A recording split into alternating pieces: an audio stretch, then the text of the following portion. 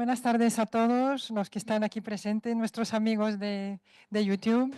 Hoy nuestro conferenciante, Robert Moncho, está en Madrid, así que le veremos por el Zoom, pero le podremos hacer las preguntas como siempre. Robert es matemático, tiene 2 doctorados, uno en física, uno en matemática.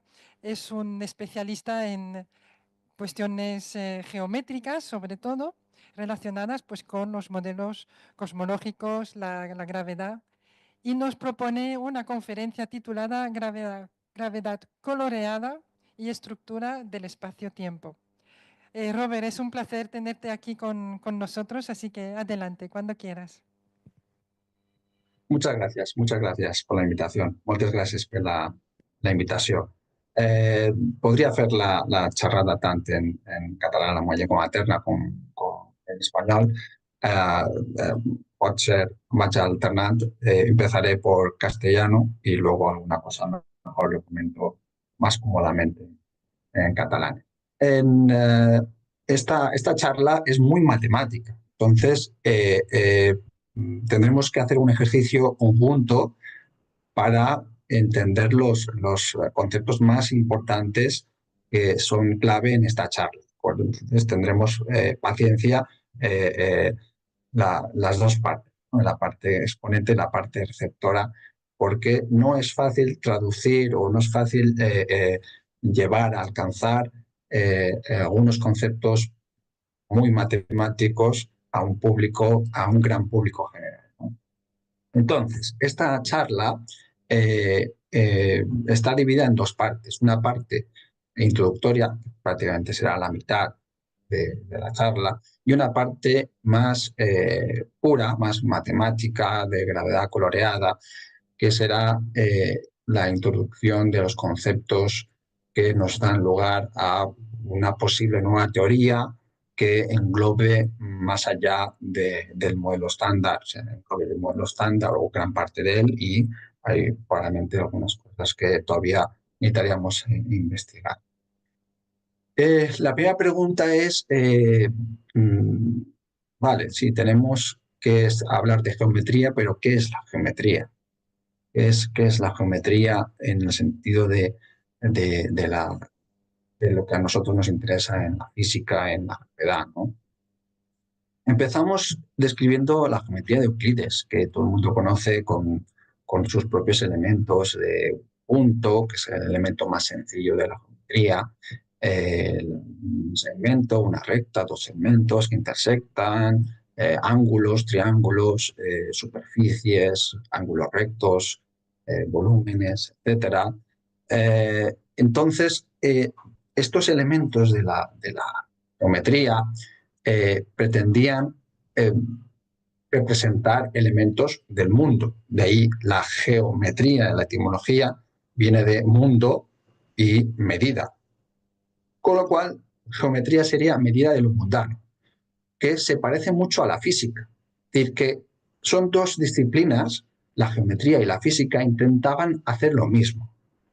Entender lo que observamos, entender, medirlo, modelizarlo matemáticamente, predecir comportamientos razonables, con razonamiento, estas cosas que observamos, estos elementos.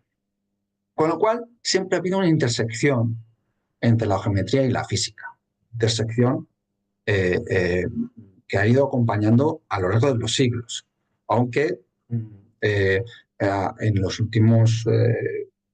últimas décadas ha habido intentos, digamos, de especialización o especialización muy fuerte, es decir, que la geometría también investiga cosas por su cuenta, como no puede ser de otra manera, y la física también estudia otras cosas que no tienen nada que ver con la geometría.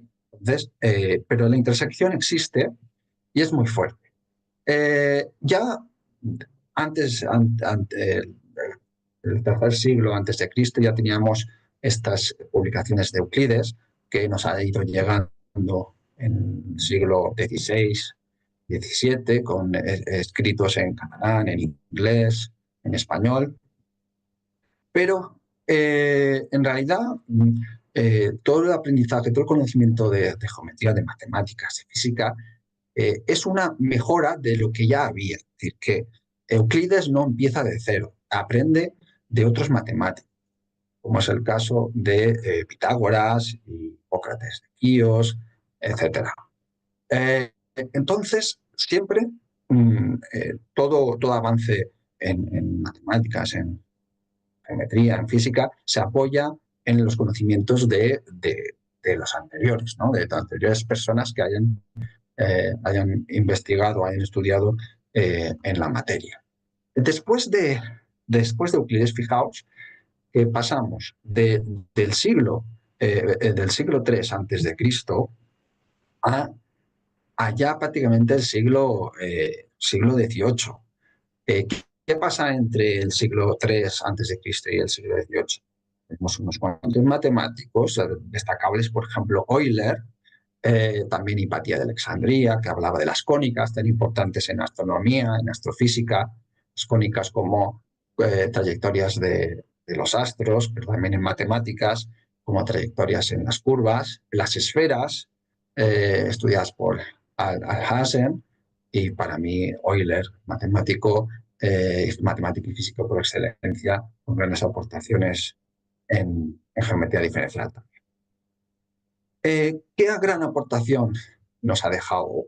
Muchas, evidentemente, Gauss, pero en geometría diferencial la aportación notable es que la curvatura, que es una propiedad que observamos en el día a día, es una propiedad intrínseca a las superficies. Es decir, que no es algo que podamos eh, inventar sí o no a un objeto, sino que ese objeto lo tiene por sí mismo, independientemente de cuál es nuestra referencia para medir ese objeto. Puede ser que estemos utilizando medidas euclídeas, es decir, de ancho, largo, alto, 3 dimensiones, X y Z, o estén utilizando coordenadas polares, coordenadas esféricas, con ángulos, con radio, pero esa propiedad será, la propiedad de la curvatura seguirá siendo la misma independientemente de cómo la midamos. Y eso ya es importante en física, que es lo que se conoce como invariante. Invariante, en este caso invariante geométrico, que es aquello que no depende del observador, que va otro observador y mediría exactamente lo mismo con el intervalo de error de medición del instrumento, ¿de acuerdo? O error sistemático, etcétera. Pero son propiedades propias, valga la redundancia, de los objetos. ¿Qué podemos, a ver si puedo quitar esto de aquí? Ya se ha quitado. ¿Qué podemos hacer con estos objetos que son superficies? Analizar, analizar cómo medir la curvatura, cómo medir las trayectorias, el comportamiento de otros objetos que vivan en esas superficies.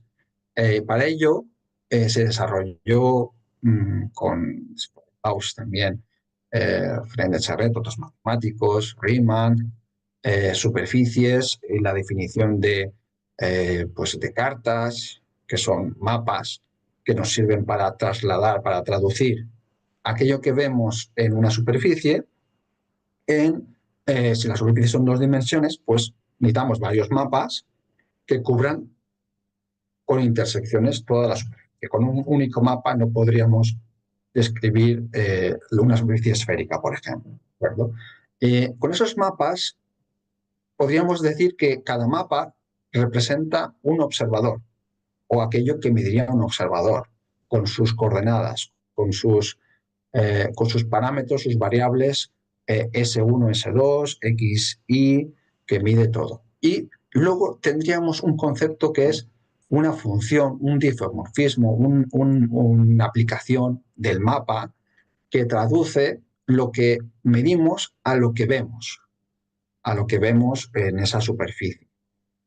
Esa traducción da lugar a sistemas de referencia, marcos de referencia, con sus coordenadas, podemos dibujar curvas con sus componentes y definimos derivadas, derivadas respecto a una coordenada respecto de otra, que en física se llaman velocidades, ¿no? La velocidad, si una curva es una trayectoria de una partícula o de un astro, las velocidades de esas componentes en X y Y nos darían lugar a cómo va a ser en el siguiente tiempo T más epsilon, ¿no? Y estas velocidades, a su vez, podemos calcular aceleraciones y con las aceleraciones observaríamos la curvatura, ¿no?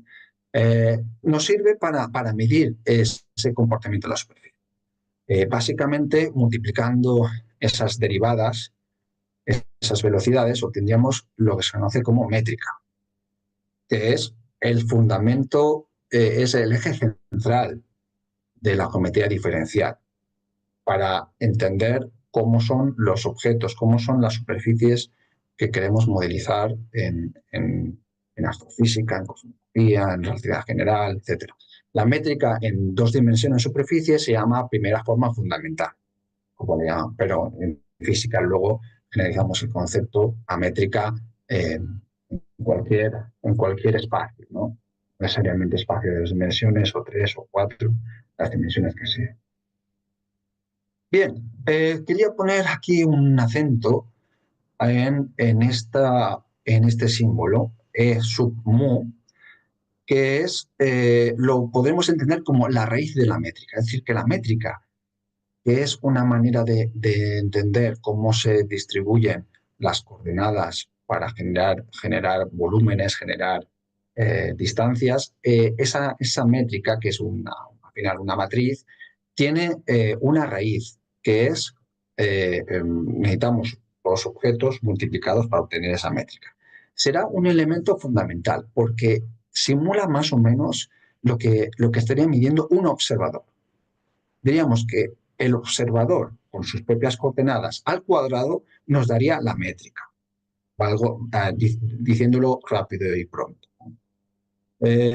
Estas raíces de la métrica es lo que nos define la tétrada del observador. Si tenemos un objeto que está moviendo un río y el observador está nadando sobre el río, llevándose por la corriente, tendríamos esas flechas, esos vectores que nos indican la dirección tangente, la dirección normal y la dirección binormal, que son la referencia euclídea, y eso sería un triedro de Frenet-Serret. Pero si añadimos una dimensión más, que es el tiempo, tal como proponía Minkowski en 1907, también influenciado por Einstein, tendríamos 4 dimensiones. Y esas 4 dimensiones, esos 4 vectores, nos definen esa métrica, esas raíces de la métrica. Y cómo medimos, cómo entendemos, cómo observamos las distancias de lo que nos rodea. Y esto lo intentó hacer también anteriormente Gauss con su definición de curvatura, lo intentó hacer Riemann, que era una generalización de Gauss a más dimensiones, pero les faltaba esa componente de tiempo, la dimensión extra que no observamos, pero sí sufrimos. Sufrimos el paso del tiempo. Esa dimensión es fundamental para entender toda la física. Toda la física está escrita en esas 4 dimensiones. Y como tenemos curvaturas, podemos separar la métrica en 2 componentes. Una componente que sería diagonal, es decir, totalmente ceros y unos, como una matriz identidad, donde los unos representan la medida estándar de Euclides, suponiendo que no hay curvaturas, ¿no? Pues cada vez que yo esté sumando una dimensión al cuadrado, multiplico por 1, es decir, no le hago nada. Eso sería la identidad, que es el espacio euclídeo plano, sin curvatura. Y luego le añadimos otro término más, al menos uno más, que sería la perturbación, que sería aquello que nos define curvatura o otra cosa. Añadir energía, como insertar energía en el espacio, ¿no?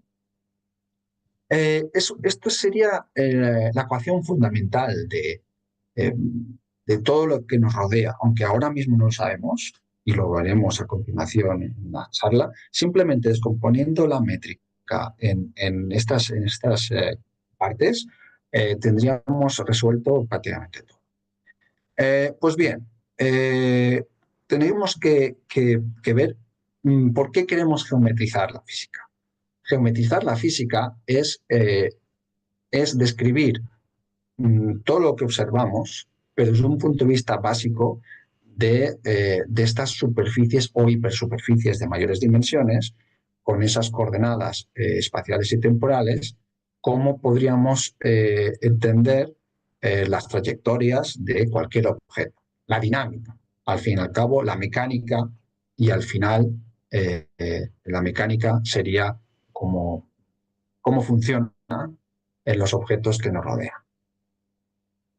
Entonces, en la geometría de Riemann es una generalización de Gauss, es decir, no solo queremos calcular la curvatura de superficies, como es el caso de la Tierra, que sabemos que la Tierra, las superficies son dos dimensiones, ¿no? Latitud y longitud, pero como es curva, necesitamos tenerla incrustada en un espacio mayor de 3 dimensiones, una habitación muy grande donde cabría el planeta Tierra, y la habitación tiene 3 dimensiones, pero la superficie tiene 2. Pues esta generalización de 2 dimensiones a más dimensiones, 3, 4, 5, sería la geometría de Riemann.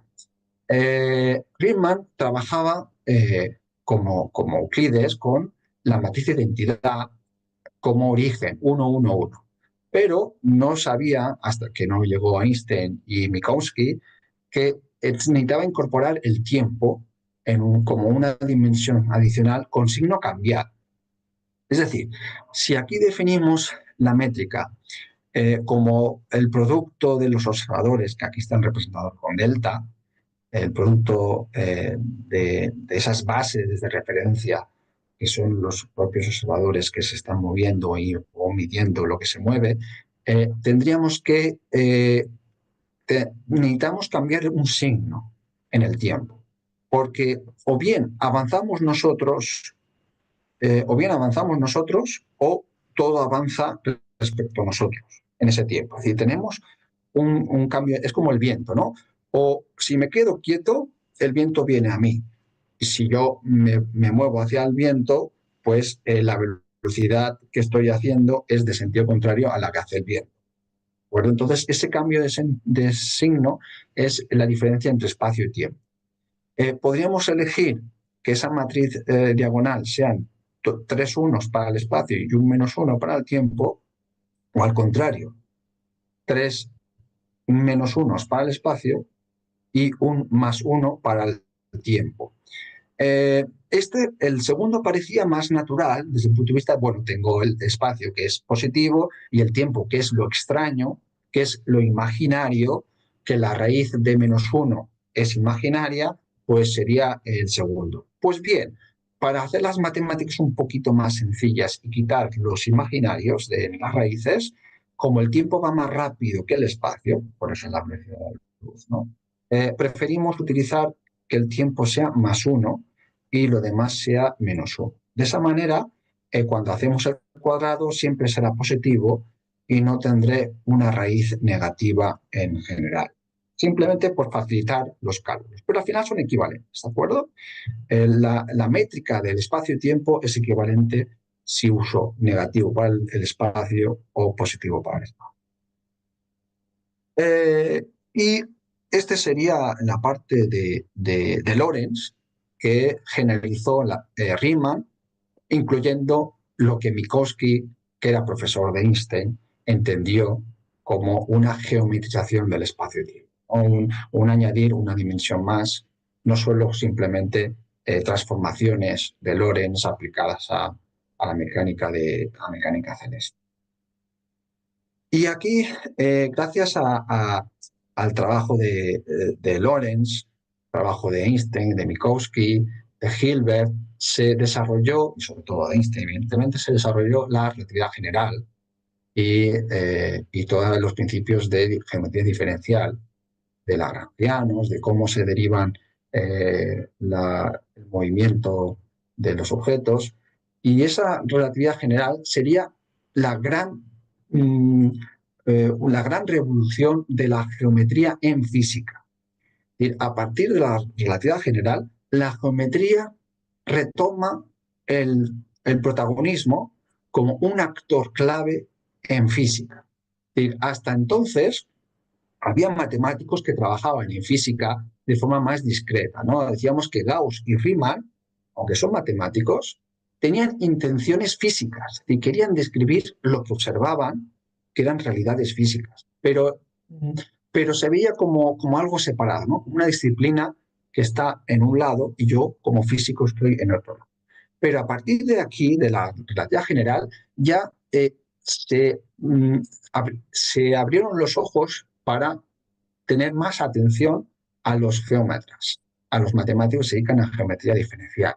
Y ya muchos se pusieron a trabajar y visto el éxito de la descripción de la gravedad por la relatividad general, algunos físicos como Kaluza y Klein desarrollaron modelos tempranos, un poco después de la relatividad general, unos 6 años o 10 años, que intentaban explicar también otras fuerzas, no solo la gravedad, sino también el electromagnetismo.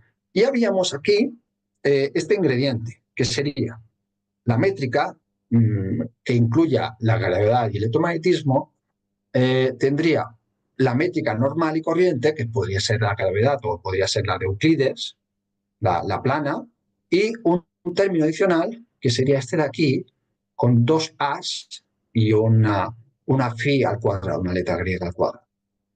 Este término de A representa pues un potencial del campo electromagnético, de la luz, básicamente, ¿no?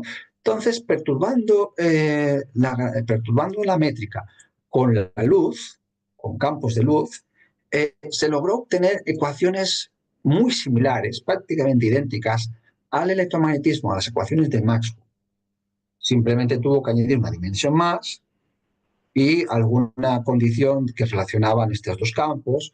Bien, aunque las ecuaciones eran maravillosas del electromagnetismo con esta perturbación, no eran del todo correctas porque entraban en contradicción unas con otras y al final la solución de estas ecuaciones era eh, que la luz estaba, digamos, vacía, de alguna manera, que solo tenía una solución y la solución era mala.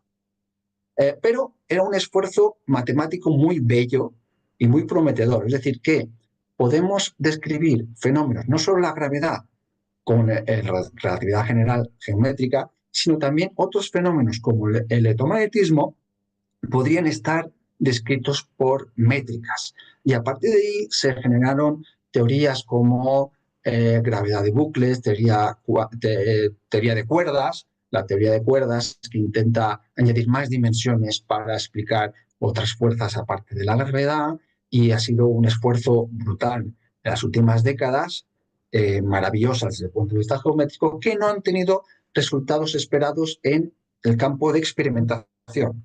Es decir, que no se predice prácticamente nada y aquello que se predice mal, como por ejemplo la energía del vacío predicha por la teoría de cuerdas. Pero es un esfuerzo que merece la pena hacer para avanzar en esa relación amorosa entre geometría y física. Y se fue avanzando. Es decir, se hicieron modelos más allá de la relatividad general para intentar incorporar relaciones con otras fuerzas o que pudiesen ser más generales. Esos tipos de gravedad modificada es un ecosistema muy diverso, muy diverso. Es un esquema tan complejo que lo he simplificado de la siguiente manera. Tenemos la relatividad general como algo que todo el mundo conoce, en concepto, a lo mejor no las ecuaciones, pero sí el concepto, que la curvatura es proporcional a la materia. Cuanto más materia tenga, más densidad tenga de materia, más curvatura tendré. Esa relatividad general la puedo modificar. ¿Cómo? Añadiendo nuevas variables. Variables que pueden ser escalares. Escalares significa que son números reales, ¿no? 1, 2, 3, 1,3, 0,4. Hay vectores que serían, más allá de escalares, pues en varias dimensiones. Un vector, X y Z, o tensores. que son aplicaciones multilineales, más allá de los vectores y de las matrices, multilineales, en el que tengo diferentes subíndices. En vez de tener solo un índice de posición X y Z, tengo más índices. Es como complicarlo un poquito más, ¿no? Además de añadir nuevas variables, puedo añadir nuevos parámetros. ¿Qué son estos parámetros? Pues sería eso que hablábamos antes de invariantes geométricos, es decir, aquello que no depende del observador, como es el caso de la curvatura. Y aquello que no depende del observador, en física se conoce como valores escalares, valores reales, porque los vectores tienen sus coordenadas, ¿no? X y Z o otros, y esas coordenadas dependen del observador. ¿Qué cosas no dependen del observador? Pues la longitud de un vector. La longitud de un vector, a lo mejor el vector ese está hacia arriba o hacia abajo si lo miras de un lado o de otro, pero la longitud del vector no cambia según el observador euclidio. Luego, la longitud del vector desde el punto de vista de Lorentz, pues es otra, pero tampoco cambia. O sea, tenemos unas cantidades de longitudes escalares, escalar de curvatura, que es una propiedad intrínseca también, que no cambia. En Gauss lo que no cambiaba era la curvatura espacial, pero en relatividad general lo que no cambia es la curvatura total, no la espacial, sino la curvatura total, que es curvatura temporal más espacial, diríamos, ¿no? Sería añadir nuevos parámetros que sean conservados. También podemos modificar la relatividad general añadiendo operadores, es decir, transformar aquello que se mide directamente como si fuesen observables a, a unos, a unos objetos matemáticos, algebraicos o geométricos, que nos dicen cómo se va a medir eso. Como el caso, por ejemplo, del momento lineal, en cuántica sería una derivada respecto de una distancia, mientras que la energía sería una derivada respecto al tiempo, ¿no? De alguna manera, transformamos magnitudes en operaciones matemáticas. Y luego, mi preferida, por eso la pongo al final, de manera de cambiar modificar la gravedad, sería cambiando de perspectiva geométrica. Es decir, yo digo, no, es que en realidad la relatividad general está muy bien, está muy bien. Probablemente se necesite modificar alguna cosa a escala cósmica para explicar la energía oscura, la materia oscura, que podríamos hablar después de la charla si queréis dudas sobre ello, porque también he trabajado, pero es un trabajo aparte, ¿no? Puede ser que se necesitamos alguna cosilla, pero desde el punto de vista a escala planetaria, a escala sistema solar, a escala terrestre, la relatividad general funciona muy bien, incluso sin materia oscura. No necesitamos inventarnos ninguna variable no observada para modelizar todo. Entonces, si queremos codificar la relatividad general para que incluya otras cosas, como es el caso del electromagnetismo o la interacción fuerte, a lo mejor lo que tenemos que hacer es ver la relatividad general desde otra perspectiva, es decir, cambiando las definiciones algebraicas, cambiando las definiciones de los objetos que están dentro de la relatividad general, sin más, que es el caso de la torsión. Es decir, la curvatura y torsión no son lo mismo, pero están muy relacionados entre sí y podremos escribir una cosa con la otra. Este es el ejemplo de eso que comentaba de cambiando de perspectiva. Lo que conocemos muy bien de relatividad general es esto de aquí. Esta esfera simboliza la curvatura. ¿Qué mejor que poner una esfera como símbolo de la curvatura perfecta, ¿no? Que es curvatura positiva y es simétrica en todos los lados, tengo la misma curvatura. Pues la curvatura nos hace que cuando nos desplazamos en una trayectoria, en este caso en color rojo, no sé si se verá en pantalla tan lejos, pero os lo cuento, nos desplazamos en una trayectoria, los vectores se curvan y se curvan en el sentido de se tuercen, se retuercen, ¿de acuerdo? Es decir, si yo voy desplazando un vector de forma paralela, intentando que no se tuerza, que no se desvíe el vector, y doy la vuelta entera sobre una trayectoria sobre una esfera, al final me daré cuenta que se habrá torcido, aunque yo no quería. Ese torcimiento, esa variación de las direcciones es debida a la curvatura. Y entonces esa derivada, ese cambio, necesita cambiarse, necesita redefinirse como derivada covariante. Covariante porque varía con lo que estamos midiendo. Bien, pues esta idea de curvatura de Riemann y luego de Einstein, junto con Lorentz y Minkowski, añadiendo el tiempo, resulta que no es la única manera de ver las cosas. Podemos entender también que los vectores cambian de dirección no porque el espacio está curvado, sino porque el espacio está tuerto, está torcido, está con un torque, un poco como si fuese una hélice, ¿no? Que va haciendo una torsión, un giro, y que con ello las direcciones también se curvan más cuando más materia hay. Es decir, que el principio al final es que tendré más torsión o tendré más curvatura si tengo más materia, más pues un sol con mayor masa, mayor densidad, un agujero negro, etcétera. Pero la idea es la misma, es decir, que o bien tengo más curvatura o bien tengo más torsión. Y eso sería equivalente.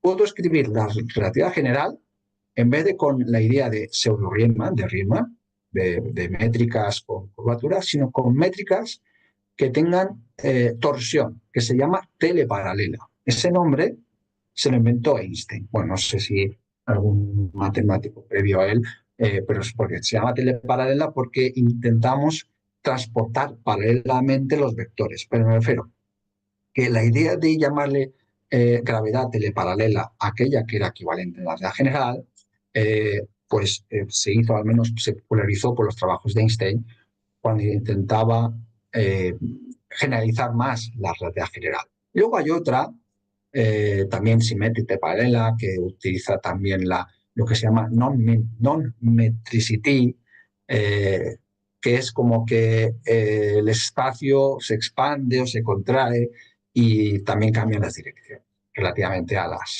que también sea equivalente. Pero yo me voy a centrar en esta de aquí, en la que incorpora, la torsión, porque la torsión tiene una similitud muy fuerte con las famosas teorías Gates, es decir, esas teorías que se utilizan en física de partículas, con lo cual es una pista, es una lucecita que nos dice, fijaos en esto, porque podría tener la clave de relacionar la gravedad con la gravedad, que es una teoría geométrica grande, ¿no? Cósmica, con aquellas teorías que son microscópicas, que son cuánticas. Bien, me fijo en eso. Pero ¿por qué estas versiones son equivalentes? Para poder entender mejor qué es la torsión, lo vemos a continuación en estos preliminares de la inducción. Imaginemos que tenemos una curva, un muelle, que al final se parametriza con un único parámetro, que es el parámetro del ángulo y la curvatura, que la puedo mantener constante, con lo cual el ángulo sería el parámetro de la curva, una dimensión. Esta curva la puedo aplanar, la aplasto con mis manos hasta alcanzar una circunferencia. Y la curva es la misma, lo único que cuando va dando vueltas en la hélice no se repetía en el mismo punto porque va subiendo o va bajando, mientras que en la circunferencia se va repitiendo. Pero si me restringo solo a un arco, a un arco no completo de circunferencia tipo pues pi o casi 2pi, pues es lo mismo. Es decir, que un muelle y una circunferencia se comportan igual para un cierto rango de movimiento, ¿de acuerdo? Que sería pues una vuelta entera, solo dando una vuelta. Pero también puedo hacer al contrario. Puedo estirar el muelle hasta que sea recto. Claro, como el muelle está torcido, la recta tendrá una torsión, como diríamos, como si fuese un alambre, ¿no? Cuando sabéis que tenéis un alambre, El hambre lo pone recto, pero está torcido, es decir, que da como vueltas en la propia recta. Eso significa que una recta con torsión, es decir, sin curvatura, es exactamente lo mismo desde el punto de vista geométrico para describir ciertas propiedades que una circunferencia sin torsión pero con curvatura máxima. Esta idea es la que nos permite traducir la relatividad general clásica que utiliza curvaturas a una relatividad general que utiliza torsiones. El tratamiento matemático me lo voy a ahorrar porque ya en los siguientes slides, las siguientes diapositivas, ya mucha carga matemática tendremos que no podremos evitar, pero esa al menos me la evito. Y aquí ya os podéis creeros que son equivalentes con esta idea. Bien, pero todo esto es una curva. Nosotros queremos superficies de 2 dimensiones, de 3 dimensiones, de 4 dimensiones. Lo vamos complicando un poquito más. Complicamos y en vez de tener un parámetro tenemos dos. Si tenemos dos parámetros son dos variables libres, dos coordenadas libres, que son 2 dimensiones. ¿De acuerdo? Ya es una superficie. Y sigue siendo una hélice, pero ya es como una escalera de caracol que se curva y tiene torsión. Esto lo podría simplificar y en vez de tener curva y torsión, tenga solo torsión. Pero bueno, imaginemos, ahora para que sea más fácil de visualizar, tendremos las dos cosas, tendremos torsión y curvatura. Y en algún momento la curvatura, si queremos, la podemos quitar. También se puede mantener, pero aquí la idea es que la torsión es responsable en igualdad de la gravedad que la curvatura. ¿De acuerdo? Y de hecho aquí tenemos un ejemplo en que ya se parece un poco a la luz. Si tenemos una onda electromagnética que tiene dos componentes, la eléctrica y la magnética, la E y la B, y vemos cómo va girando respecto a un plano que intersecta, se comporta, al añadir la variable tiempo, la onda electromagnética se comporta también como una E. ¿De acuerdo? Ya vemos una similitud aquí entre torsión y el campo electromagnético para avanzar. Pero esto es en 2 dimensiones y en 3 dimensiones, bueno, todavía seguimos en 2 dimensiones porque 3, aunque tenemos ya muchas ganas de ver 3 dimensiones, necesitamos complicarlo un poquito más. Y esta ecuación, no sé si sonará, pero es prácticamente una esfera. Prácticamente una esfera, pero añadimos un parámetro más, un efecto más, que sería el de torsión en la tercera dimensión, y la superficie resultante se conoce como torquete, como destornillador, descorcho, para desencorchar botellas, ¿no? Esta superficie ya vemos también que tiene curvatura, tiene torsión y se va pareciendo un poquito más a lo que queremos, que sería el espacio-tiempo con torsión. Bien, si calculamos la métrica de esta superficie, cambiando de variables, cambiando de la definición de algunas cosas, obtenemos ya esta métrica en 2 dimensiones, una superficie. Ya vemos esto. AA, donde A es como una hélice, ¿no? Una hélice o como el caso de un fotón, el caso de la luz. Y A se va pareciendo un poco a lo que encontró Kaluza-Klein en el caso del electromagnetismo. Es decir, que si tenemos una métrica euclídea, que es una diagonal, más un factor de perturbación que añade esa curvatura o esa torsión, pues ya tenemos una modelización de esa curvatura o esa gravedad. Ahora, con estos preliminares ya estamos listos, estamos preparadas para entender qué es la gravedad coloreada, la gravedad acolorida. Empezamos con la perturbación natural del espacio-tiempo. ¿Por qué perturbación natural? ¿Qué es eso? ¿Qué es perturbación y qué es lo que necesitamos? Pues necesitamos álgebra, necesitamos grupos. ¿Qué son grupos de Lie? ¿Qué son álgebras de Lie? Son conceptos matemáticos bastante avanzados para una charla divulgativa, pero son esenciales en esta definición de gravedad. Entonces, intentaré hacer un esfuerzo para simplificarlo al máximo. Pues tenemos objetos que son responsables de las rotaciones, de las reflexiones, transformaciones de la física del estado sólido, transformaciones de cómo un espejo gira, cómo una rueda gira también, o cómo se desplaza un objeto en el espacio. Esas transformaciones se representan mediante matrices. Esas matrices tienen propiedades especiales como que son ortogonales, es decir, que multiplicadas por sí mismas, superpuestas, nos dan la identidad, nos dan el valor de unos y ceros. Si estamos en números complejos, esas matrices, en vez de ser ortogonales, son unitarias. Es decir, que tengo que hacer el complejo conjugado, que es cambiar signos a algunos elementos de la matriz, y obtengo las transformaciones adecuadas. Al final, sigue siendo clave lo que decíamos al principio, la geometría, la métrica de lo mundano. Lo que medimos tiene que ser independiente de quién lo observa. Es decir, si hacemos experimentos aquí o en otro laboratorio, tienen que ser reproducibles. Por lo tanto, no pueden depender del observador, tendrán que ser invariantes geométricos. Y eso, para encontrar esos invariantes geométricos, necesitamos transformaciones que nos hagan pruebas, como un test, un calibre. Tenemos que calibrar esas transformaciones y comprobar que nada cambia, que físicamente medimos lo mismo. Entonces, esas perturbaciones serán físicamente observables si son las mismas independientemente del observador. Y por eso necesitamos este listado de transformaciones, de matrices ortogonales o matrices unitarias. Estas matrices pueden tener determinante 1, entonces se llaman grupos especiales. Determinante 1 significa que son más sencillas, son como rotación. Las rotaciones son senos y cosenos, y sabéis que si hacemos el cuadrado del seno más el cuadrado del coseno da 1. Pues, de cierta manera, al hacer esas operaciones de cuadráticas de determinante, obtenemos la identidad. Entonces son transformaciones preferidas, porque no me cambian las distancias.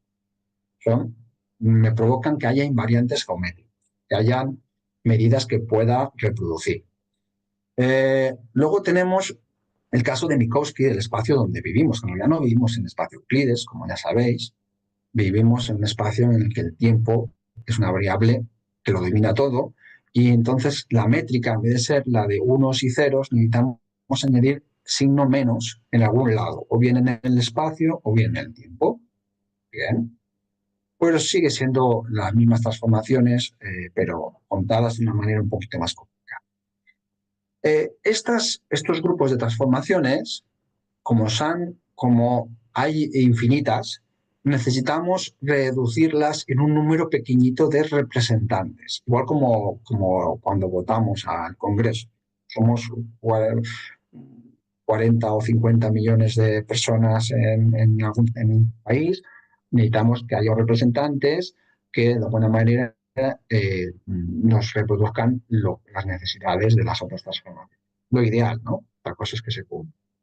Entonces, esos representantes se llaman álgebra, que se llama álgebra porque se suman, se multiplican y quedan todo en un grupo. Los representantes del álgebra, la álgebra, pueden ser matrices, pueden ser octonios, números complejos, pero nos quedamos con las matrices, que es lo más manejable desde el punto de vista de operaciones.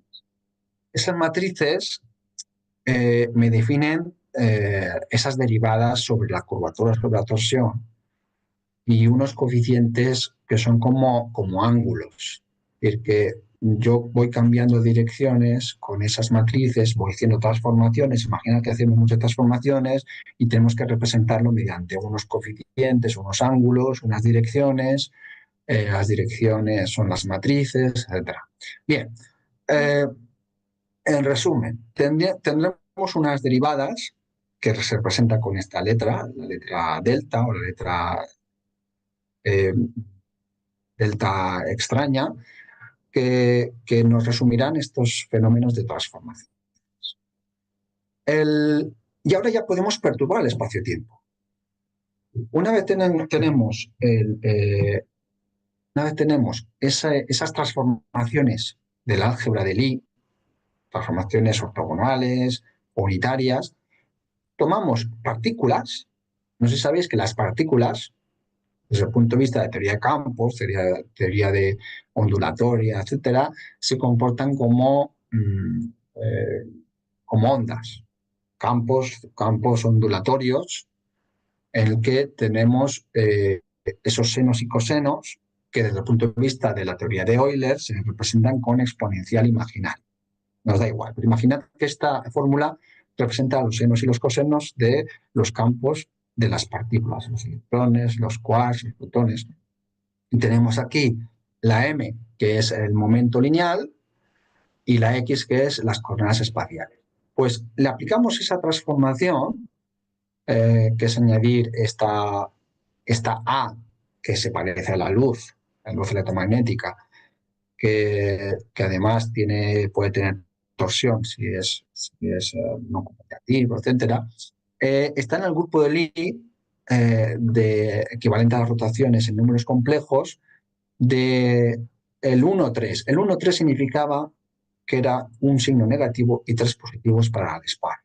Es decir, que perturbando de forma adecuada, de acuerdo como es el espacio-tiempo. Si el espacio-tiempo tiene un tiempo y 3 espacios, necesitamos transformar las cosas con un tiempo y 3 espacios. Y eso es este grupo, el grupo unitario de transformaciones como rotaciones, reflexiones, etcétera, en números complejos, pero en el espacio-tiempo. Esta es la única transformación, el único grupo de transformaciones que podemos hacer en el espacio-tiempo. De forma natural, luego podemos hacer otras forzadas, pero de forma natural, sin hacer nada, automáticamente nos salen estas de aquí. Entonces, si estamos en la torsión que se parecía a la teoría Gates de las partículas cromodinámicas y de la electrodébil, y de repente nos sale un grupo de Lie que se parece al SU3, SU2, que son los grupos de Lie de las partículas, a lo mejor esta de aquí tiene relación con la gravedad. Y efectivamente, tiene relación con la gravedad. Este grupo natural, que sale de transformar las partículas, los que en física se conocen como espinores de Dirac, etcétera, transforman de acuerdo con la cuántica, surge de forma natural una transformación del espacio-tiempo, una transformación de la métrica. ¿Cómo es esa métrica? Vale, aquí tenemos un montón de ecuaciones bastante complicadas para el público general, pero podéis imaginar que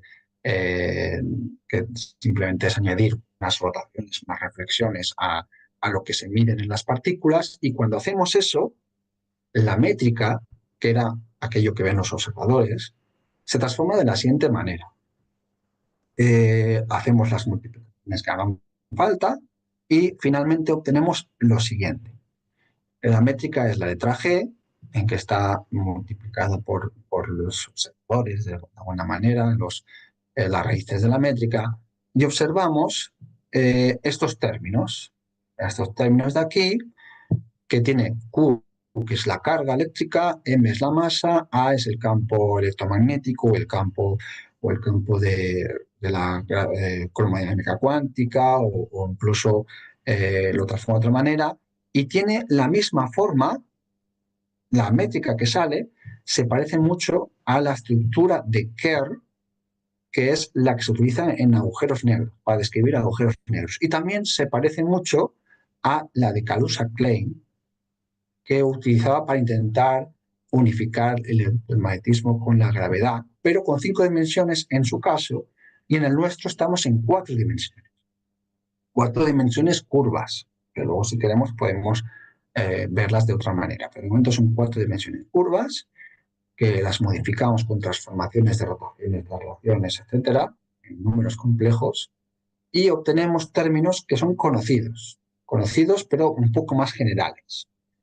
Estos términos conocidos son mágicos porque reproducen exactamente la relatividad general y también reproducen el electromagnetismo, igual que Kaluza-Klein, pero con 4 dimensiones.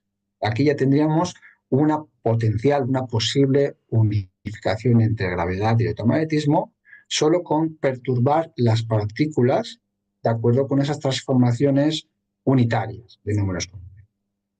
Pero yo tenía curiosidad y bueno, vale, pero aquí me salen más cosas, no solo me sale gravedad y el magnetismo. El S13 es muy rico en propiedades matemáticas.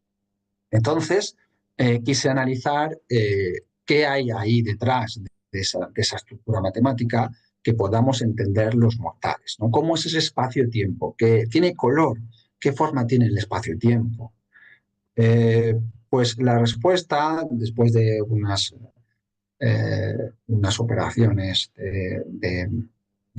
algebraicas, se deduce lo siguiente, y es que el espacio, que aquí llamamos por X, tiene unas matrices, que son las conocidas por las matrices de Dirac, matrices de Dirac, que también se conocen como álgebra de Clifford 1-3, y también están dentro de la álgebra de Poincaré o Super Poincaré, que son las responsables de la relatividad general, relatividad especial y más cosas. Pero luego tenemos otras matrices, que serían estas de aquí, asociadas al vector A, que está relacionado con la luz, S13.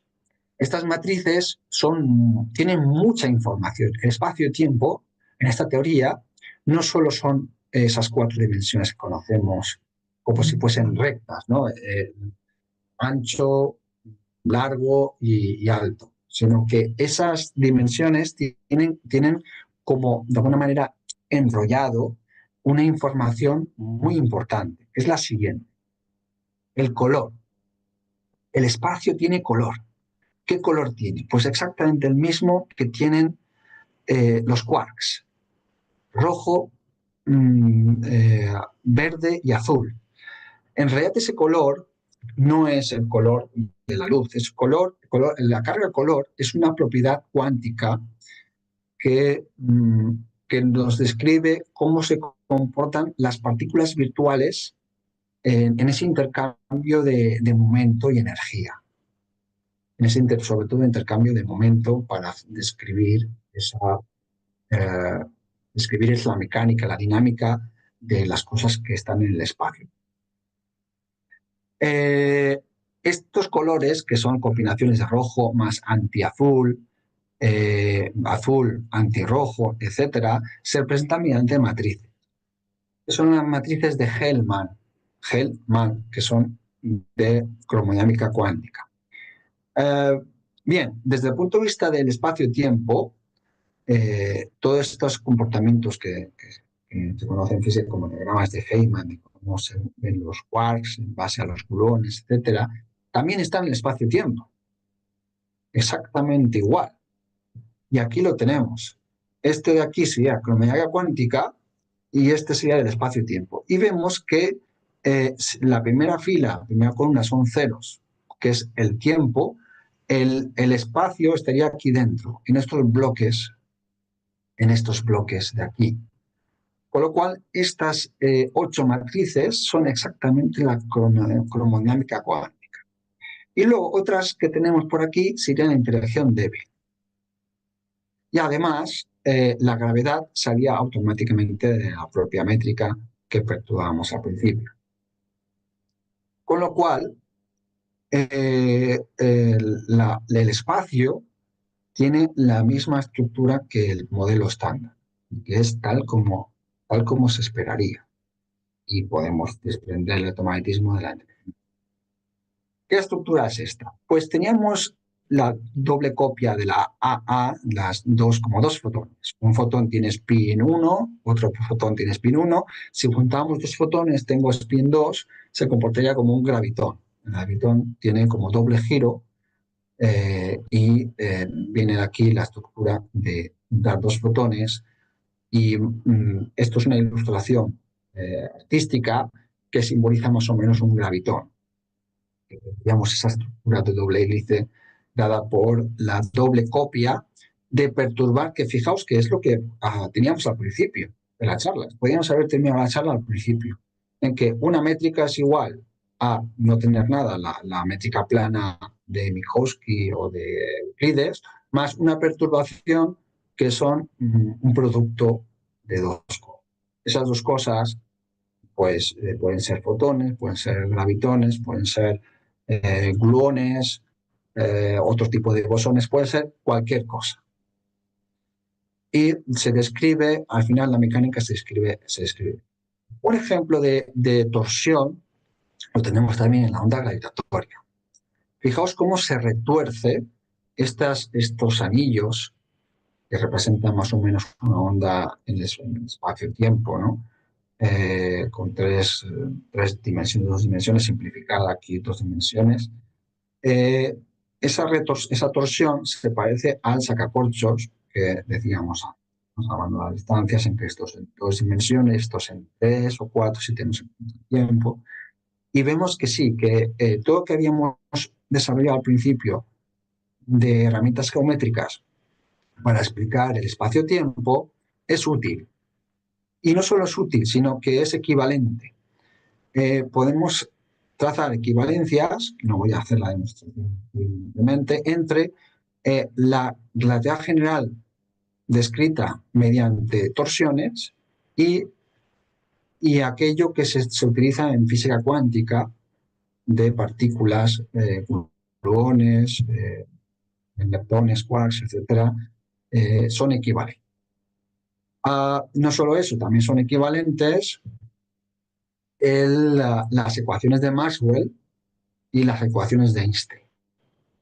En esta descripción de la torsión podemos lograr escribir lo mismo en las dos físicas. Era un intento de Kaluza-Klein, pero en este caso parece ser que es correcto, según al menos así se ha publicado el artículo y así los revisores lo han aceptado. Y aquí tenemos las dos grandes teorías, la teoría de la relatividad general y la teoría de la cuántica de Jack Mills para las... Bien, aquí tenemos las ecuaciones de Maxwell con, en este caso, el tema de la aceleración de Lorentz. Entonces vamos ya a las conclusiones. Quedan 3 minutos para conclusiones, quedan bien, en que hemos visto que existen diferentes representaciones geométricas de la gravedad y una de ellas, la torsión, es la más Gates, es la más parecida a la física cuántica.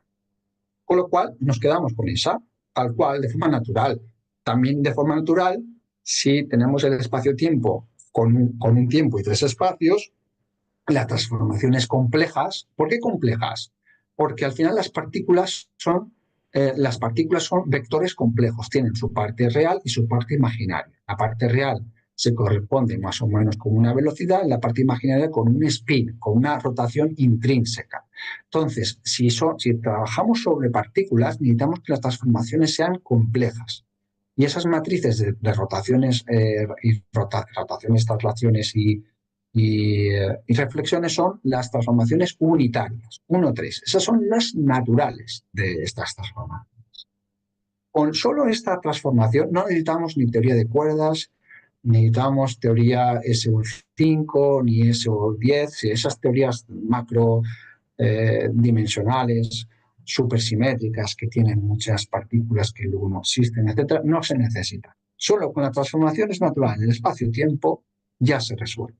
¿Por qué no se había hecho antes? Porque estaba prohibido. Matemáticamente, en cuántica no se permite utilizar operadores que se llaman no compactos, es decir, que tengan métrica de Minkowski 1,3. Solo se utilizaba la parte real de U3, SU3, etc. Pero resulta que sí que se puede. Lo que se pensaba que estaba prohibido, en realidad, era un problema de renormalización, al problema de cuántica. Pero no hace falta llegar a cuántica. Simplemente con las soluciones clásicas del U1,3 ya tenemos lo que queremos. Obtenemos una métrica que es tipo Kerr. Tipo Kerr es simétrica, como en los agujeros negros o Kaluza-Klein, en el electromagnetismo, una métrica muy sencilla desde el punto de vista comparado con todas las ecuaciones. Es decir, que tenemos una doble copia de un fotón, dos fotones. Los fotones son los gluones. Esos fotones estarían entrelazados con una doble hélice, de ahí la motivación del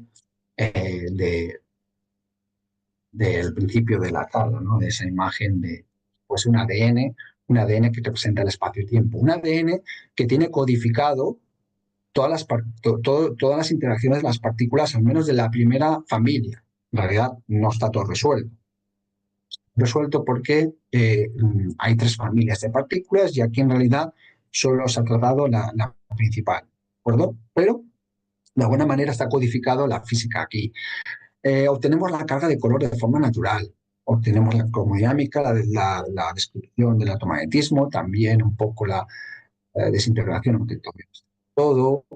Uh, Vemos que esas 3 dimensiones, perdón, esas 4 dimensiones, una temporal y 3 espaciales, las 3 espaciales, el color se correspondería con las transformaciones de los quarks. Los quarks tienen que ir juntos porque son transformaciones puramente espaciales. Mientras que el tiempo, el leptón va solo hay un leptón en los átomos, un átomo de hidrógeno, es simple, solo tenemos un leptón respecto a cada protón, porque estaría transformándose mediante la parte del electromagnetismo, que sería el 1 del tiempo. Y luego, pues tenemos ahí más. ¿Qué estamos trabajando? ¿En qué estoy trabajando ahora? Pues en entender un poco esa desintegración. La desintegración es más complicada porque tiene como una mezcla entre espacio y tiempo. Son rotaciones que mezclan color y leptón, porque al final un leptón o un quark tiene que desintegrarse en otro quark y en otro leptón, etc. Y otro trabajo es la gravedad cuántica, que no es sencilla. Lo que decíamos, que en principio, como la mayoría de libros de texto dicen que está prohibida la cuántica con 1,3, no es sencilla, pero se puede hacer. Entonces estamos. Y esto sería todo. Muchas gracias. Muchas gracias. Thank you very much. Y no sé si tenéis alguna pregunta.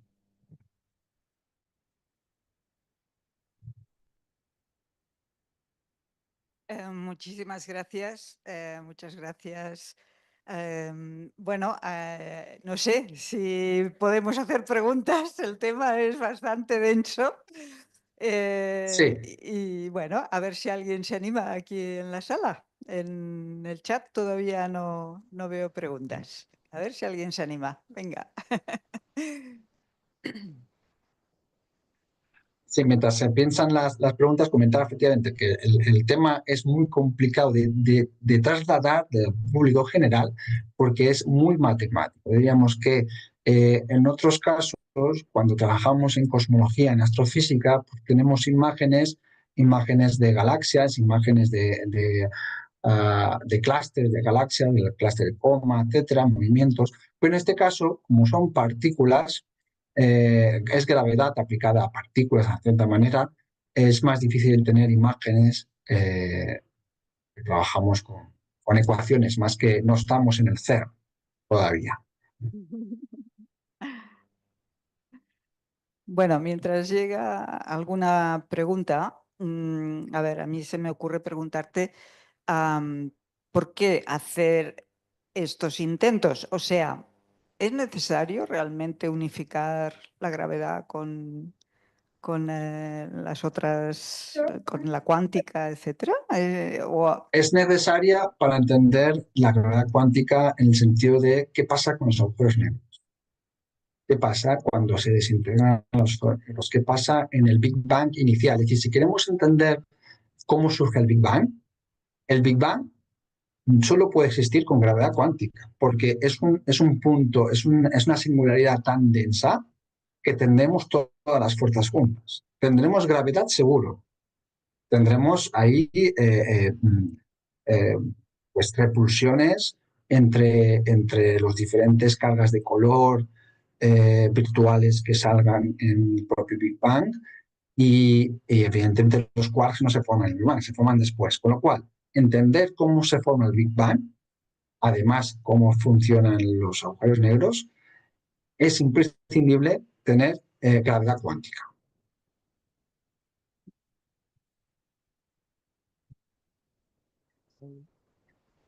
Sí, pues, ¿podrías quizá detallar un poco esa idea de gravetón, que sean 2 fotones Sí, entrelazados?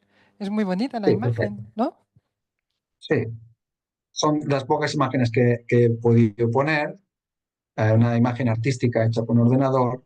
Entonces, la idea es, si mi métrica, la métrica que decíamos era la forma de medir distancias, de acuerdo con observadores, es el espacio vacío más dos cosas que se están multiplicando entre sí, que está representada con la letra A con sombrerito.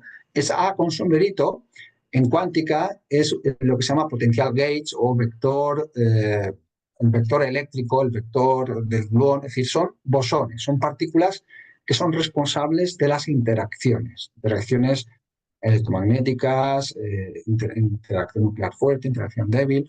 Esas dos partículas virtuales, AA, que es una doble copia sobre sí misma, la más sencilla que conocemos es el fotón. Con lo cual, y además el fotón, sabemos que el fotón tiene un alcance infinito, es decir, que no muere, el fotón no muere tan rápidamente como un bosón de estos de desintegración débil, ¿no? Un bosón Z, W, que lo que hacen es que a los poco tiempo, nanosegundos, se rompe esa partícula y crea otras nuevas. El fotón, si no tropieza con nada, no muere nunca, tiene vida infinita.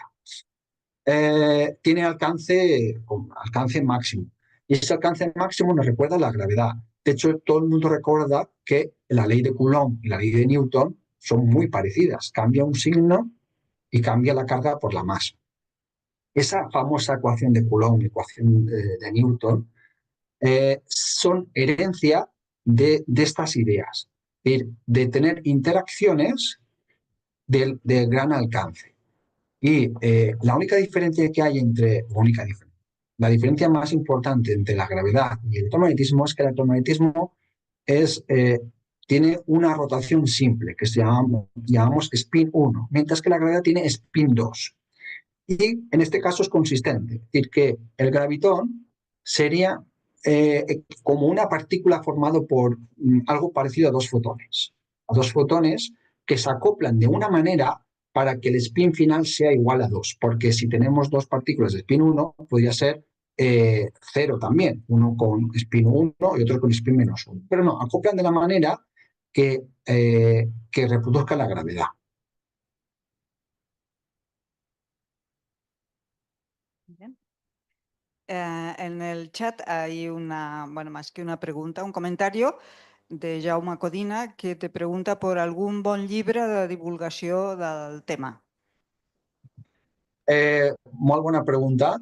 En aquest cas, este treball és totalment nou. És totalment nou. Està recentment publicat a finals de l'any passat, 2024. Per tant, encara hem de fer molta feina per traduir tota aquesta informació matemàtica profunda, formal, que és necessària. Per desgràcia, tota ciència nova necessita tindre, per desgràcia o per sort, millor dit, necessitem un fonament matemàtic molt profund, algebraic, geomètric, de demostració de tots els teoremes. I una volta està tot demostrat, que és el que estem fent ara, no? Esta publicació última i una propera que volem fer pocs mesos, una volta ja està tot confirmat, ja el següent pas, efectivament, seria escriure alguna divulgació, no sé si un llibre, algun article divulgatiu, encara que fem l'esforç de traduir tota aquesta formalitat en conceptes que siguin més entendibles. Ho hem fet, ho hem intentat, estem intentant-ho, com és el cas de l'analogia amb l'ADN.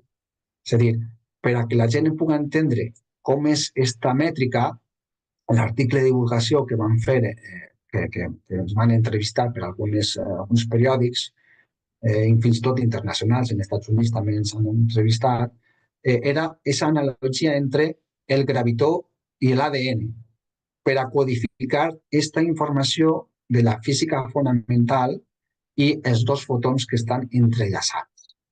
Però hem de fer molta més feina divulgativa, que costarà molt perquè al ser totalment nou, o quasi tot és nou, hi ha molt de camí que cal recórrer, no? Un camí molt llarg que cal recórrer.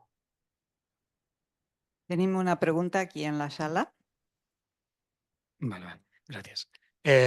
Bueno, la pregunta venía más en línea si vosotros estabais únicamente vuestro grupo trabajando en este tema o sabes de otros grupos que también estén investigando en esa línea. O es un tema que habéis lanzado vosotros y todavía estáis ahí solos en el espacio. Un poco de cada, un poco de cada. Sí que esto es, a mí me resulta curioso el recorrido, porque el recorrido inicial era primero una apuesta mía de intentar describirla. Solo queríamos describir el electromagnetismo con la gravedad y automáticamente salía el grupo, el SU13 o el SU14, o en este caso el SU13, que tenía más información. Y esos grupos, el S13 y el U13, están ya estudiados por otros matemáticos y otros físicos. Y la sorpresa ha sido que sin darse cuenta, porque ese grupo es natural en el espacio-tiempo, ese grupo es muy rico en cuanto a su álgebra, es decir, en cuanto a describir las partículas de quarks, de leptones, gluones. Entonces, sí, hay algunos matemáticos que están trabajando en estos mismos grupos, pero sin relacionarlo con la gravedad.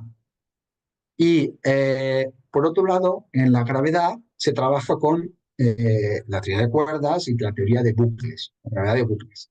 La gravedad de bucles, que la métrica que nos sale a nosotros también tiene una intersección con la gravedad de bucles. Es decir, que hay cosas parecidas, no exactamente iguales. Y lo bonito de este trabajo es que el proceso ha sido al revés. Hemos empezado desde cero y lo que hemos obtenido se parece a algunas cosas que existen, pero totalmente desconectadas. Unos trabajando con grupos para quarks y leptones y otros trabajando para los bucles o torsiones en la gravedad. Y aquí lo que hemos visto es que todos tienen el mismo origen, el mismo padre o madre en esa métrica perturbada. Muy bien, tenemos dos preguntas más aquí en la sala. Hola, mira, quería preguntar, a ver si no he entendido mal, sería la interpretación de la gravedad con una teoría cuántica. Entonces, creo, si no he interpretado mal, ¿qué relación podríamos tener con la interpretación que has hablado al principio con la de Einstein, de la relatividad? Sabemos bueno, que se está buscando también una teoría del todo en sí y esta, en principio, estaríamos hablando qué conexión podría tener con la de la relatividad. Correcto. En este caso, hemos hecho los primeros pasos hacia una gravedad cuántica. No está completa. Nos falta también entender las otras familias de partículas, las partículas que tienen extrañeza, que tienen encanto, ¿no? El charm y el strange. Nos falta ver cuáles son las relaciones de conmutación de los operadores en cuántica, cuál es la cuantificación del espacio, cuál es la cuantificación del tiempo. Es decir, nos falta mucho por hacer todavía en gravedad cuántica. Pero lo que sí que tenemos es el primer paso. El primer paso es que la relatividad de Einstein, no la original, sino la que hizo después. Einstein hizo dos relatividades generales, la famosa y la que nadie conoce. La famosa utiliza gravedad y la no famosa, que estuvo durante 3 décadas antes de fallecer trabajando, es la que utiliza torsión. Las dos son exactamente equivalentes, es decir, las dos reproducen los mismos movimientos de los cuerpos celestes, del sistema solar, de toda la actividad general, se puede explicar con torsión o con curvatura. Entonces, ¿qué hemos visto nosotros? Hemos visto que el trabajo que no terminó Einstein lo hemos terminado nosotros. Einstein vio que la torsión se parecía mucho a lo que en cuántica estaban trabajando. Aunque Einstein no era no le gusta mucho la cuántica por el tema de las observaciones probabilísticas, ¿no? Pero sí que aceptó algunas cosas. Aceptó en que el electromagnetismo tiene un comportamiento diferente, etc. Entonces, lo que hemos trabajado nosotros es esa conexión, justamente. Hemos completado, hemos partido de la gravedad como fuerza fundamental. Nosotros trabajamos en gravedad y modificando la gravedad hemos obtenido el resto de fuerzas. Con lo cual, falta más, porque falta que completar la cuántica, etcétera, pero el camino está marcado. Desde la gravedad hasta el resto. La conexión sería completa con la segunda relatividad de Einstein, no con la primera. Creo que hay otra pregunta, ¿verdad? Aquí al final. Los investigadores que estáis trabajando con este tema, ¿tenéis acceso al acelerador de partículas, al sincrotrón ALBA? ¿Y cómo se está ayudando la inteligencia artificial para resolver algunas dudas? Muy buenas preguntas las dos. La primera todavía no tenemos acceso al CERN. En realidad, los resultados del CERN que nos interesan están ya patentes todos publicados, que son los parámetros cuánticos del modelo estándar, como por ejemplo el ángulo de mezcla, el Weinberg angle, que es el ángulo de mezcla débil entre los bosones ZW y el fotón, ¿no? El ángulo, cómo se mezclan los bosones fundamentales. Esos ángulos están ya medidos por el CERN, muy bien medidos, y bueno, también las mezclas entre las partículas, ¿no? Cómo se mezclan la partícula quark, up, down, la C, la S, top, bottom, todas esas mezclas. Y esas mezclas, como están ya publicadas, solo necesitamos verificar si nuestros cálculos, que no están completos todavía, reproducen todos esos números. Evidentemente, no puede reproducir todos los números porque de momento solo hay una familia en este modelo. Solo existe una partícula up, un down y un leptón. No tenemos ni muón, ni tauón, ni nada. Por lo cual, no es un modelo completo, pero es prometedor en el sentido de que si solo existiese una única familia de partículas, este modelo lo explicaría muy bien. No me atrevo a decir del todo porque faltan cálculos juntos, ¿no? Pero tiene buena pinta, diríamos. Y la segunda pregunta sobre inteligencia artificial. La inteligencia artificial para cálculos complejos, por desgracia, no funciona bien porque se equivoca en pasos aritméticos sencillos. Cuando multiplicamos matrices, por ejemplo, con inteligencia artificial, se equivoca en alguna fila, alguna columna, en algún signo, sumando y restando, porque responden en base a patrones de similitud que han aprendido en el pasado mirando otras operaciones. Entonces las mezcla. Como han aprendido de diferentes fuentes, mezclan fuentes, lo hacen bastante bien. Hay que reentrenarlas y recorregirlas, decir, oye, te has equivocado en esta multiplicación, o corrige. Entonces, al final, el avance que te hacen por un lado, te lo restan por otro. Puede ser que en alguna tarea especial decir, vale, para mí personalmente una IA es como un buscador, un motor de búsqueda más rápido, pero luego tengo que contrastar. Yo sí quiero decir, por favor, muéstrame cuáles son los generadores de este álgebra. Los pone muy rápido. Son preguntas sencillas, los hace bien. Si le dices, dime cuáles de estos operadores serían responsables de, yo qué sé, de la electrodébil, pues esa pregunta es muy difícil, esa no me pasa. Entonces, hay cosas que pueden ayudar a la hora de buscar algunos estudios que a lo mejor se equivoca de autor. Dice, búscame una referencia a este trabajo. Busca la referencia, el título lo hace bien, pero el autor lo hace mal. O viceversa. Pues ya tenemos que ir contrastando y mirando qué estudio se está refiriendo a esta IA. Entonces, es una ayuda para que la búsqueda sea más rápida, que no sea una búsqueda a ciegas de si queremos buscar gente que haga algo similar a esto. Nos puede ayudar, efectivamente. No sé si tenemos alguna otra pregunta. Parece que no. Bueno, yo solo quería preguntarte cómo ha sido recibido este estudio por parte de la comunidad científica. ¿Has tenido idea de qué impacto está teniendo? Sí, el impacto ha sido bastante bueno, yo diría. Ha habido repercusión en medios internacionales en los Estados Unidos, pero no en televisión, sobre todo escrita, prensa escrita. A nivel de España, estoy en contacto con una persona que además estuvo en mi tesis, que se dedica a gravedad cuántica de bucles, en el que me gustaría trabajar en esa parte con ayuda de estas que pueden aportar mucho en este trabajo para compartir los avances de este trabajo, no solo desde nosotros.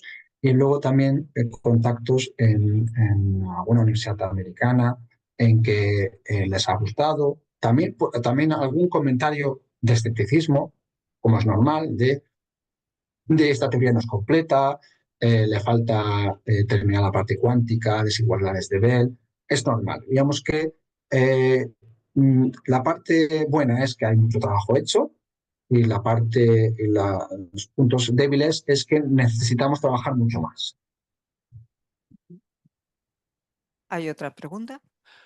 Sí, bueno, es más una butad, ¿no? Pero cuando te den el premio Nobel, ¿será de física o de matemática?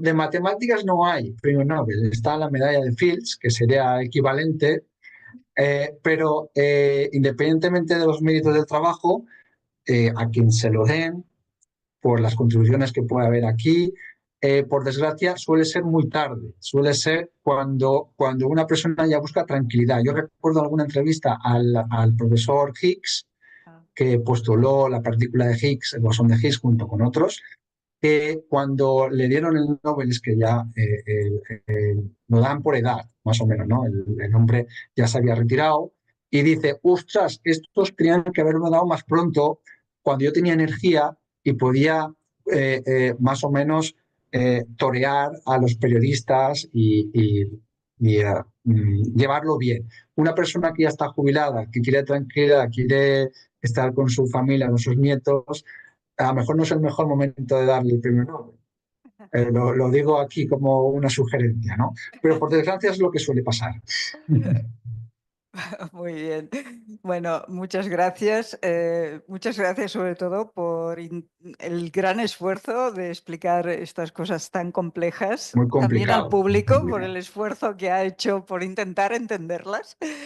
Y bueno, me queda presentar la siguiente conferencia el próximo miércoles.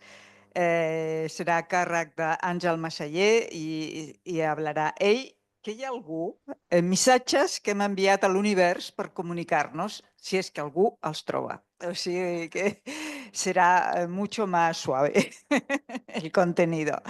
Muchísimas gracias, Robert, y ahora acabamos de hablar en privado. Muchas gracias. Gracias a todos. Gràcies. Moltes gràcies per la invitació. Bona nit.